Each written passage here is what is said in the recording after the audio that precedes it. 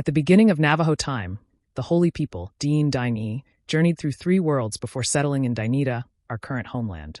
Here they took form as clouds, sun, moon, trees, bodies of water, rain, and other physical aspects of this world. That way, they said, we would never be alone. Today, in the 4th world, when a Dine Navajo baby is born, the umbilical cord is buried near the family home. So the child is connected to its mother and the earth, and will not wander as if homeless. In 1868, 5 years after the U.S. government forcibly marched the Dine hundreds of miles east from their ancestral lands in Arizona and New Mexico and imprisoned them at Fort Sumner, an act of brutality we know as Wieldy, or the time of overwhelming grief, a treaty was signed that delineated the borders of present-day Dineta, 27,000 square miles in New Mexico, Arizona, and Utah, and 3 smaller reservations in New Mexico at Rama, Alamo, and Tohadjali. The treaty brought devastating changes, including compulsory education for children, who were sent to faraway government and missionary schools. For Dine families, sustained by kinship and clan connections that emphasized compassion, love, and peacefulness, the separation was all but unendurable. It threatened our very survival, as it was intended to do. Our language, which retains our timeless traditions and embodies our stories, songs, and prayers, eroded. Ceremonial and ritual ties weakened. The schools followed military structure and discipline. Children were divided into companies, issued uniforms, and marched to and from activities. Their hair was cut or shaved. Because speaking Navajo was forbidden, many children did not speak at all. Some disappeared or ran away. Many never returned home. As a child at a mission boarding school in the 1960s, I was forced to learn English. Nowhere in our lessons was there any mention of Native history. But at night, after lights out, we girls gathered in the dark to tell stories and sing Navajo songs quietly, so as to not wake the house mother. We were taught that if we broke the rules, we would go to hell, a place we could not conceive of. There is no Navajo analogy.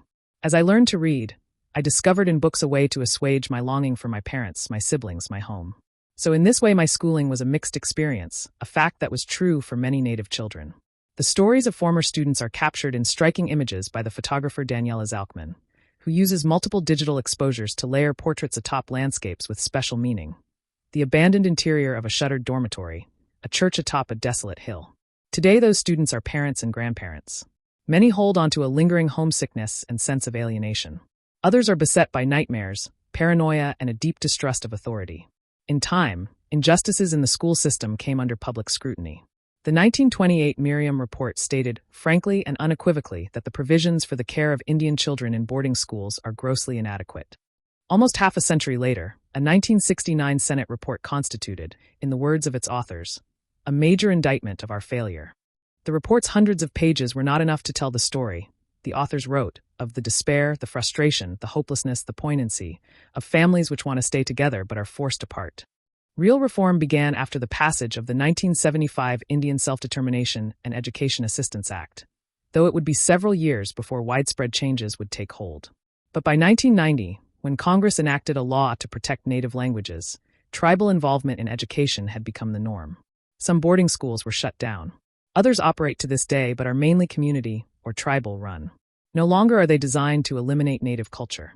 Dine language is now taught alongside English. Navajo history and culture are embedded in the curriculum. As a poet and professor of English, I conceive of my work in Navajo and translate it into English, drawing on the rich visual imagery, metaphorical language, and natural cadences of my first language. My daughter, an educator herself, not long ago moved into my parents' old house in Shiprock, New Mexico, when she got a job at nearby Dine College. Our children, once taken from Dineta, have returned home. Lucy Tapahanso was the first poet laureate of the Navajo Nation. Among her 6 books of poetry are A Radiant Curve and A Breeze Swept Through. Her poems have been collected in the Norton Anthology of Literature by Women and on Rhino Records in their own voices, a century of recorded poetry.